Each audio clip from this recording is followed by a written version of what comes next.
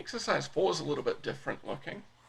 In exercise 4, we've got 4 consumers who want a haircut. We've got Jerry, Oprah, Alan, and Phil, a whole bunch of talk show hosts, it looks like. And these dollar amounts beside them are the amount they're willing to pay for a haircut. So Jerry's willing to pay $7, Oprah's willing to pay $2, Alan's willing to pay $8, Phil's willing to pay $5. Okay, so those are our potential buyers. Here are our potential sellers down here. We've got 4 sellers of haircuts, firms A, B, C, and D, and the prices that are, well, the dollar amounts that are shown here are the cost of giving a haircut for each of these firms. It costs firm A $3 to give a haircut, firm B $6, firm C $4, firm D $2. But each of these firms only has room to give one haircut. Okay? So your job is to play the haircutting guru in this model, in this exercise, and decide who gets their haircut from whom, with the idea of getting the most economic surplus possible. So have a think about how you do that, pause the video, and then come back. Okay, so how are we going to go about this? Well, one thing that we could do is we could match up all of these people so that everybody could get their haircut.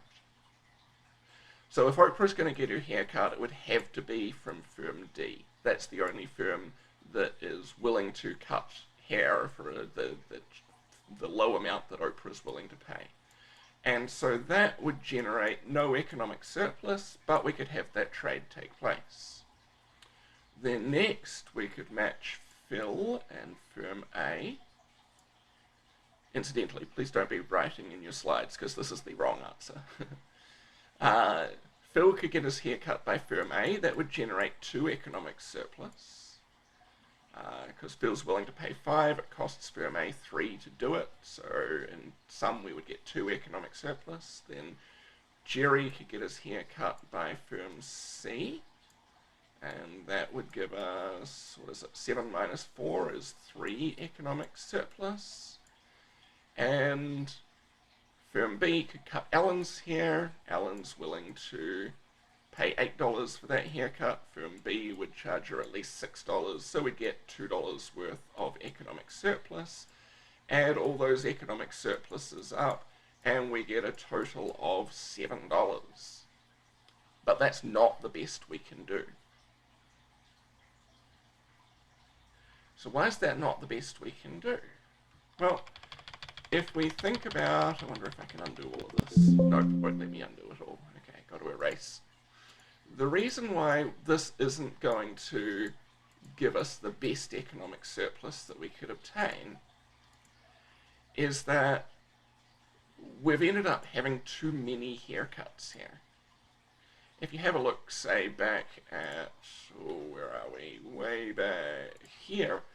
Our best economic surplus didn't come from having all 500 people trade with all other 500 people. Our best economic surplus came by limiting the number of trades that were going to take place. Let's use the idea, actually, that we used in exercise 3. That is, in order to maximize surplus, we should match up people with the greatest possible economic surplus that could be obtained. Okay, so in order to do that matching, who wants a haircut the most? It's Alan. Who's willing to provide a haircut the cheapest? It's firm D.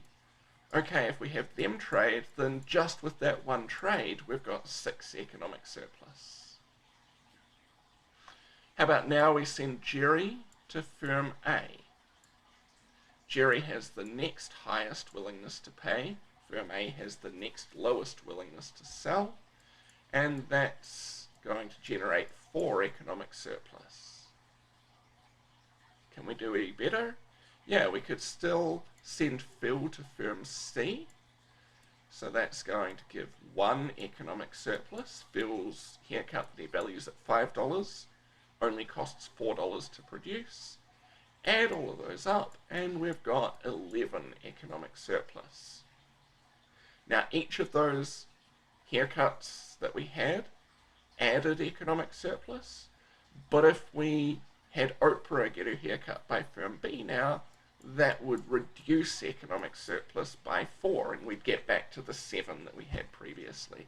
So what are our answers? 3 haircuts should be given. Who should cut here? Who should get their haircut? Well, it's the ones that are circled. And what's the best economic surplus we can get? It's 11.